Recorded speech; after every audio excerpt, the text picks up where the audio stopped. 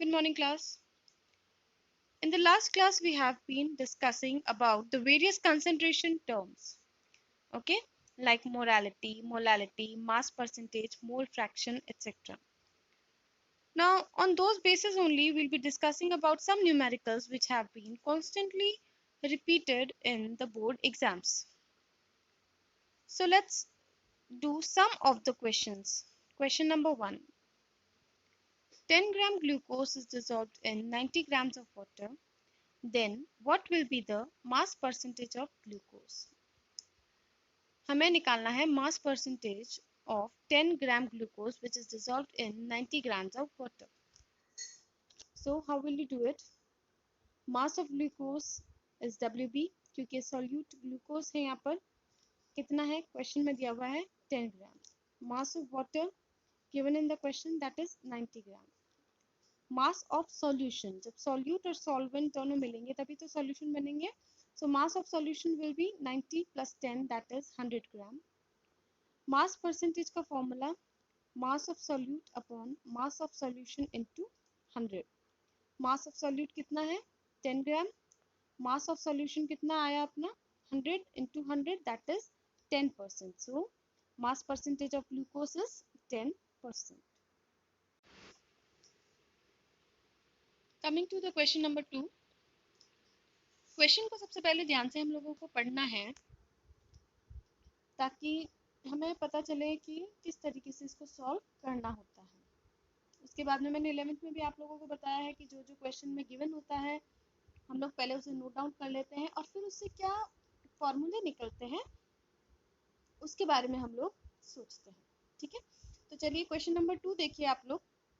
If 20 grams of NaOH is dissolved in 150 gram of water, then what will be the mass percentage of NaOH?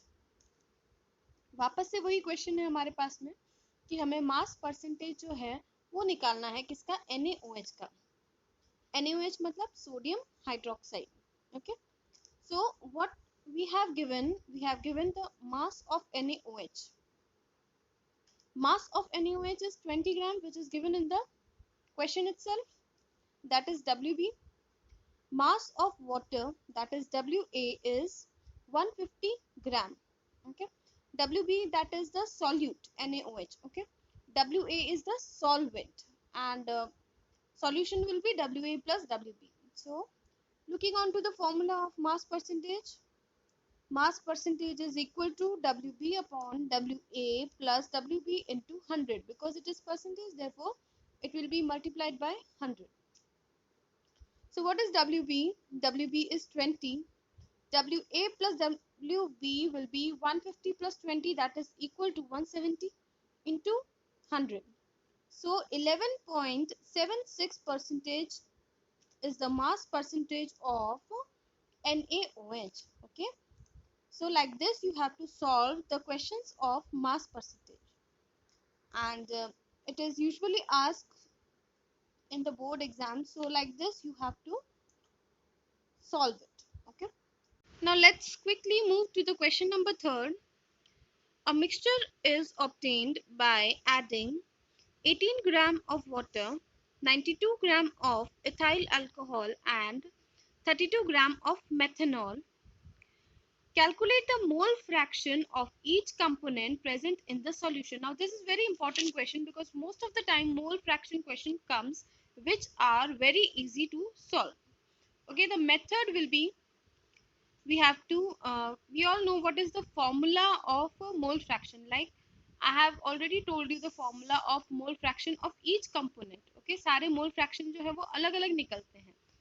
So जब आप इसको solve करोगे और किस तरीके से करना है देखेंगे तो पैटर्न जो है वो सॉल्व करने का मोल फ्रैक्शन के क्वेश्चंस का हमेशा सेम रहता है. Okay, so just look at the solution which have already been done by me. Okay, हमें दिया गया है मिक्सचर. किस किस का है mixture? Mixture is of water, mixture is of ethyl alcohol and the mixture also contains methanol. That means solution. We'll not say this a mixture, we'll be saying it as a solution. So this solution will be having water plus ethanol plus methanol. Okay, So what we have to first of all calculate, we have to calculate the number of moles of each component. Like सबसे पहले हमें water का number of moles निकालना पड़ेगा, इसके बाद में alcohol का and उसके बाद में methanol का. तो देखो यही मैंने किया है, मैंने सबसे पहले number of moles of water निकालना है. How will you calculate the number of moles of water? We'll be calculating by the given mass upon the molecular mass. Okay, given mass in the question. तो मुझे दिया हुआ है कि 18 gram of water, यहाँ से मैंने लिया है 18 gram of water and we know molecular mass of water will be 18 है ना. H2O 16 तो होगा हमारा ऑक्सीजन का और 2 होगा हाइड्रोजन का. तो मोलर मास कितना निकल कर आता है वाटर का, वो भी 18 आता है. तो 18 by 18 is 1. तो वाटर के मोल कितना आ गया है यहाँ पर, 1 मोल ऑफ वाटर यहाँ पर आ गया है. क्लियर है बात. सेकंड मैंने निकाला है इथाइल अल्कोहल का, जिसे हम एथेनॉल भी बोलते हैं. इसका फॉर्मूला क्या होता है, C2H5OH. तो number of moles of ethyl alcohol कितना होगा, गिवन मास, कितना गिवन मास है 92 अपॉन द मॉलिक्यूलर मास. जब C2H5OH मतलब 12 into 2 5 into 1, ऑक्सीजन का कितना होता है 16 plus 1, जब हम करेंगे तो कितना निकल कर आएगा 46. So 92 upon 46 is 2. So number of moles of ethyl alcohol is 2. Third, we'll be seeing the number of moles of methanol, that is CH3OH. Given mass upon the molecular mass. Given mass is 32. 32 upon 32 is equals to 1. Now, this point of time we have calculated the number of moles of each and every component, that is water, alcohol and methanol. Now the question was, we have to calculate the mole fraction. How we'll calculate the mole fraction? Like first of all we'll be calculating it of water. X से represent कर देते हैं हम लोग mole fraction को. तो यहाँ पर X of water is equals to N, that is number of moles of water plus upon number of moles of water plus methanol plus number of moles of ethanol. Okay, तो number of moles of water कितना निकाला था हमने 1, number of moles of water कितना था 1, ethanol का कितना आया 2 and methanol का कितना आया 1. तो यहाँ पर कितना निकल कर आया, x जो है that is mole fraction of water निकल कर आया 1/4. ओके, x अब इथेनॉल का हम लोग निकालेंगे सेम उसी तरीके से, बस वाटर की जगह क्या आ जाएगा, एथेनॉल आ जाएगा. तो कितना था number of moles of ethanol 2, तो 2/1 plus 2 plus 1 कितना आ जाएगा 2/4, that is 1/2. ठीक उसी तरीके से हम लोग निकालेंगे मोल फ्रैक्शन ऑफ मेथेनॉल, कितना आ जाएगा 1/4. तो इस तरीके से जब आपको क्वेश्चन दिया हुआ हो, अगर आपको बड़ा लगे क्वेश्चन, तो you don't have to panic that how we will solve this question, but you have to read it out that what this question is asking and it will be very simplified one. Okay, mass upon the molecular mass. Given mass is 32. 32 upon 32 is equals to 1. Now, this point of time we have calculated the number of moles of each and every component, that is water, alcohol and methanol. Now the question was, we have to calculate the mole fraction.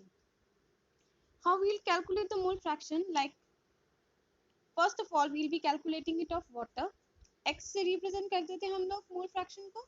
तो यहाँ पर X of water is equals to N, that is number of moles of water plus upon number of moles of water plus methanol plus number of moles of ethanol. Okay, तो number of moles of water कितना निकाला था हमने 1, number of moles of water कितना था 1, ethanol का कितना आया 2 and methanol का कितना आया 1. तो यहाँ पर कितना निकल कर आया, X जो है that is mole fraction of water निकल कर आया 1/4. ओके, X अब इथेनॉल का हम लोग निकालेंगे सेम उसी तरीके से, बस वाटर की जगह क्या आ जाएगा, एथेनॉल आ जाएगा. तो कितना था number of moles of ethanol 2, तो 2/1 plus 2 plus 1 कितना आ जाएगा 2/4, that is 1/2. ठीक उसी तरीके से हम लोग निकालेंगे मोल फ्रैक्शन ऑफ मेथेनॉल, कितना आ जाएगा 1/4. तो इस तरीके से जब आपको क्वेश्चन दिया हुआ हो, अगर आपको बड़ा लगे क्वेश्चन, तो you don't have to panic that how we will solve this question, but you have to read it out that what this question is asking and it will be very simplified one. Okay,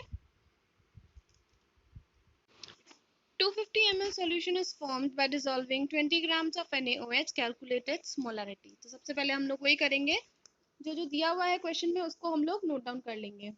तो पहला दिया हुआ है weight of the solute, this is solute जो कि NaOH है, जिसको हम WB कहते हैं, कितना है वो 20 ग्राम। ओके, और मॉलिक्यूलर वेट ऑफ सॉल्यूट जो कि NaOH है वो कितना है हमारा 40 ग्राम। ये तो हमें निकालना पड़ेगा, 23 सोडियम का, 16 वाटर का एंड 1 इसका हाइड्रोजन का, तो कितना निकल कर आया 40 ग्राम पर मोल। बी वॉल्यूम हमको दे रखा है 250 ml हमें दे रखा है। ओके, तो बहुत सिंपल है। अब तो मोलारिटी के फॉर्मूला जो है WB/MB इंटू V इंटू 1000 जो है, इसको हम लोग क्या करेंगे, सब्स्टिट्यूट कर लेंगे। WB कितना दिया हुआ है, WB दिया हुआ है 20,000, MB कितना, मॉलिक्यूलर वेट ऑफ सॉल्यूट कितना था 40 इंटू वॉल्यूम, वॉल्यूम कितना है 250, तो कितना निकल कर आया मोलारिटी, मोलारिटी निकल कर आया 2 मोल पर लीटर। ये सिंपल था, जस्ट हमें पुट करना है फॉर्मूले के अंदर। चलिए फिफ्थ क्वेश्चन, लास्ट क्वेश्चन हम लोग देखेंगे। The density of 10% aqueous H2SO4 is 1.84 gram centimeter per cube, then calculate the molality of H2SO4। उसमें मोलालिटी है इसमें, और पहले हमने मोलारिटी फाइंड आउट की थी, तो वही है, हमें पहले देखना है कि क्या क्या गिवन है। अब कभी कभी क्या होता है कि जो एग्जामिनर है वो कंफ्यूज करने के लिए हमें अलग अलग चीजें दे देता है, जैसे कि यहाँ पर डेंसिटी दे रखी है, डेंसिटी का यहाँ पर कोई काम होता ही नहीं है मोलालिटी में। वेट ऑफ सॉल्यूट हमें दे रखा है 10 ग्राम। ओके, एंड अगर वेट ऑफ सॉल्यूट हमें दे रखा है तो हम निकाल सकते हैं WA, that is weight of solvent, 100 minus 10 कितना हो गया 90 ग्राम। WB हमको मिल चुका है, WA हमको मिल चुका है, MB that is molecular weight कितना हो जाएगा हमारा H2SO4 का कितना होता है 98। करके देखना खुद से, H2SO4 को जब आप सबको ऐड करोगे तो कितना आ जाएगा 98। तो मोलालिटी का फॉर्मूला होता है WB/MB इंटू 1000/WA। तो बस वैल्यूज पुट की है मैंने और आंसर निकल कर आया है 1.134 मोल पर केजी। यहाँ पर मोल पर केजी क्यों, क्योंकि हमने मोलालिटी को फाइंड आउट किया है। तो let's move to the next topic, that is solubility. What is solubility? सबसे पहले इसकी डेफिनेशन देखेंगे। The maximum amount of a substance which is dissolved in a certain amount of solvent at a certain temperature। maximum amount of a substance, जितना ज्यादा किसी भी substance जो है वो डिसॉल्व हो सकता है किसी भी सॉल्वेंट के अंदर एक गिवन टेम्परेचर पर, वो क्या कहलाता है, that is known as solubility. Okay, तो दो टाइप के सॉल्यूशंस की सॉल्युबिलिटी हमको चेक करनी पड़ेगी। पहली हमको चेक करनी पड़ेगी gas dissolved in liquid, and second हमको पढ़नी पड़ेगी सॉलिड डिसॉल्व्ड इन लिक्विड। तो जल्दी से हम लोग स्टार्ट करेंगे। Solubility of a gas in liquid, कोई भी गैस अगर लिक्विड के अंदर डिसॉल्व हो गई हो तो कौन कौन से फैक्टर्स उस पर इफेक्ट करेंगे, इसी को हम लोग इस टॉपिक के अंदर पढ़ेंगे। ओके, तो कौन से फैक्टर्स होते हैं जो कि इफेक्ट करते हैं solubility of a gas in liquid. तो सबसे इजीएस्ट एग्जांपल अगर मैं दूं ताकि आप थोड़ा सा उसको इमेजिन कर सको कि हम लोग बात क्या कर रहे हैं। कोल्ड ड्रिंक्स तो हमने घर में सबने देखी है और हम लोग यूज भी करते हैं, तो क्या होता है भाई, वो कार्बन डाइऑक्साइड ही तो है जो कि एक लिक्विड के अंदर क्या हो रही है, डिसॉल्व की हुई होती है। Okay, so that is perfect example of solubility of gas in liquid. अब थोड़ा उसको दिमाग में लेकर ही हम लोग चलेंगे इस टॉपिक पर, है ना। तो सबसे पहले कौन कौन से फैक्टर्स होते हैं जो कि उसकी सॉल्युबिलिटी, किसकी, गैस की सॉल्युबिलिटी को इफेक्ट करते हैं, तो यही है हमारा टॉपिक। पहला होगा हमारा nature of a gas. Gas का नेचर कैसा है वो डिपेंड करेगा कि भाई सॉल्युबिलिटी अच्छी रहेगी या सॉल्युबल होगा वो गैस लिक्विड के अंदर या नहीं होगा। ओके, अगर गैस पोलर है तो वो पोलर सॉल्वेंट के अंदर ही डिसॉल्व होगा। अगर गैस कैसा है, पोलर है, तो ही वो पोलर सॉल्वेंट के अंदर डिसॉल्व होगा। If a gas is polar, it is dissolved in a polar solvent. Now let's assume, यहाँ पर मैंने दे रखा है HCl. Now assume that HCl जो है वो polar है। Now सबसे पहली बात, polar का क्या मतलब होगा, due to difference in electronegativity, दोनों की इलेक्ट्रोनेगेटिविटी की डिफरेंस होने पर जो H होता है यहाँ पर एक पार्शियल पॉजिटिव चार्ज आ जाता है एंड क्लोराइड के अंदर पार्शियल नेगेटिव चार्ज आ जाता है। So as we know that this gas is a polar gas, that means they have a positive charge also and a negative charge also. तो ये किस में dissolve करेगा? It will be dissolving in a polar solvent. Polar solvent बड़ा ही perfect and easy example है हमारा H2O.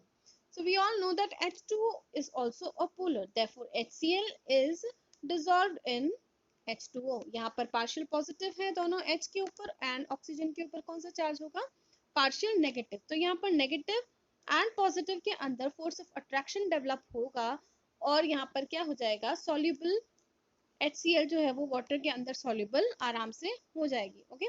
So nature of gas will be included that polar is always dissolved in a polar solvent. Polar solvent बड़ा ही perfect and easy example है हमारा H2O. So we all know that H2O is also a polar. Therefore HCl is dissolved in H2O. यहाँ पर partial positive है दोनों H के ऊपर and oxygen के ऊपर कौन सा charge होगा? Partial negative. तो यहाँ पर negative and positive के अंदर force of attraction develop होगा और यहाँ पर क्या हो जाएगा? Soluble HCl जो है वो water के अंदर soluble आराम से हो जाएगी. Okay. So nature of gas will be included that polar is always dissolved in a polar solvent. Second factor is temperature. सीधी सी बात है, अगर मैं टेम्परेचर को इंक्रीज करूंगी, थोड़ा इमेजिनेशन काम में लो, अगर मैंने टेम्परेचर पे इंक्रीज किया तो सॉल्युबिलिटी ऑफ गैस क्या हो जाएगी? डिक्रीजेस हो जाएगी. यहाँ पे देखो एक डायग्राम है, जैसे कि ये कोई गैस है, गैस के मॉलिक्यूल्स है, हमें लिक्विड के अंदर डिसॉल्व करने हैं. अब अगर मैंने यहाँ पर टेम्परेचर जो है वो बढ़ा दिया, अगर मैंने यहाँ पर टेम्परेचर बढ़ा दिया तो क्या हो जाएगा? काइनेटिक एनर्जी इन गैसेस के अंदर इंक्रीज हो जाएगी and these gases will tend to move outside. Okay, तो जो सॉल्युबिलिटी वो क्या होगी? वो डिक्रीज हो जाएगी. तो temperature increases, the solubility of a gas decreases. Okay, और वैसे भी लिक्विड और गैस को जब हम लोग मिक्स करते हैं या फिर सॉल्युबल करते हैं तो जो सॉल्यूशन होता है वो एक्सोथर्मिक होता है और यहाँ पर हम लोग खुद से ही उसको क्या कर रहे हैं? टेम्परेचर दे रहे हैं. तो जब टेम्परेचर इंक्रीज करेंगे तो solubility of a gas decreases. तो तीसरा हमारे पास में पॉइंट आता है pressure. Now this is very important point, that is pressure. ये जो है ये बहुत बार हमसे पूछा गया है एंड मेनली फोकस हमें इसी पर ही करना होता है, प्रेशर के ऊपर. When pressure is increased, then solubility also increases. सीधी सी बात है, जब हमने गैस मॉलिक्यूल्स के ऊपर प्रेशर लगाएंगे तो क्या होगा? सॉल्युबिलिटी इंक्रीज होगी, बिकॉज इनवर्ट की तरफ आप फोर्स कर रहे हो किसी भी गैस को. तो क्या हो जाएगा? जब प्रेशर इंक्रीज करोगे तो सॉल्युबिलिटी भी उसकी इंक्रीज हो जाएगी. बस यही जो लॉ है वो किसने दिया है? हेनरी ने दिया है. और हमें इसी लॉ के ऊपर थोड़ी सी बातें करनी है और बोर्ड्स के पॉइंट ऑफ व्यू से भी यही पूछा जाता है, हेनरी लॉ को एक्सप्लेन करो या फिर व्हाट इज हेनरी लॉ. तो जैसे हमने अभी बात की, तो प्रेशर जो है वो डायरेक्टली प्रोपोर्शनल होता है सॉल्युबिलिटी की. बस यही क्या है? हमारा हेनरीज लॉ है. बस यहाँ पर प्रेशर की जगह क्या यूज कर रखा है? टर्म पार्शियल प्रेशर यहाँ पर टर्म यूज कर रखा है. The partial pressure applied by any gas on liquid surface is directly proportional to its mole fraction present in the liquid solvent. अब यहाँ पर क्या हेनरी ने एक लॉ दिया है कि किसी भी गैस का जो पार्शियल प्रेशर होता है, पार्शियल प्रेशर किसी भी गैस का on a liquid surface is directly proportional to its mole fraction. यहाँ पर कौन सा टर्म यूज किया है? कंसंट्रेशन, मोल फ्रैक्शन का. तो partial pressure is directly proportional to x. हमें पता है x क्या होता है यहाँ पर? मोल fraction of a gas. p is the partial pressure. जैसे कि हम लोग बहुत टाइम से करते आ रहे हैं कि अगर प्रोपोर्शनैलिटी कांस्टेंट हटेगा तो यहाँ पर प्रोपोर्शनैलिटी कांस्टेंट लगेगा. अगर ये हटेगा तो हमारे पास में कांस्टेंट की जरूरत होती है. ओके, तो प्रोपोर्शनैलिटी जो साइन है वो हटके यहाँ पर एक कांस्टेंट आ जाएगी. इस कांस्टेंट को हमने कहा है हेनरीज कांस्टेंट, जो कि डिनोट होता है kh से. So this is a Henrys constant. तो क्वेश्चन आता है डिफाइन द हेनरीज कांस्टेंट. तो हमें हमेशा याद रखना है कि भाई हेनरी ने क्या कहा कि पार्शियल प्रेशर ईच गैसेस का जो है वो डायरेक्टली प्रोपोर्शनल होगा to the mole fraction of the gas present in the liquid solution. बस सिंपल सी बात है. अब इस वाली इक्वेशन को अगर मैं देखूं तो y is equals to mx वाली इक्वेशन होगी। तो अगर मैं पार्शियल प्रेशर और मोल फ्रैक्शन के बीच में ग्राफ बनाऊं तो क्या आएगी, हमारी स्ट्रेट लाइन ग्राफ आएगी। तो if a graph is plotted between partial pressure P and mole fraction x, then the straight line graph is obtained. So this is a graph जो भी कभी कभी पूछ लेते हैं, वैसे रेयर केसेस होता है, लेकिन अगर हेनरी लॉ पूरा पूछा जाए, अगर मार्क्स के ऊपर डिपेंड करेगा, अगर मार्क्स 2 मार्क्स का है तो आप ये पूरा ही यहाँ पर करेंगे। So we'll continue with the Henry's law tomorrow और the next class. Till then, thank you.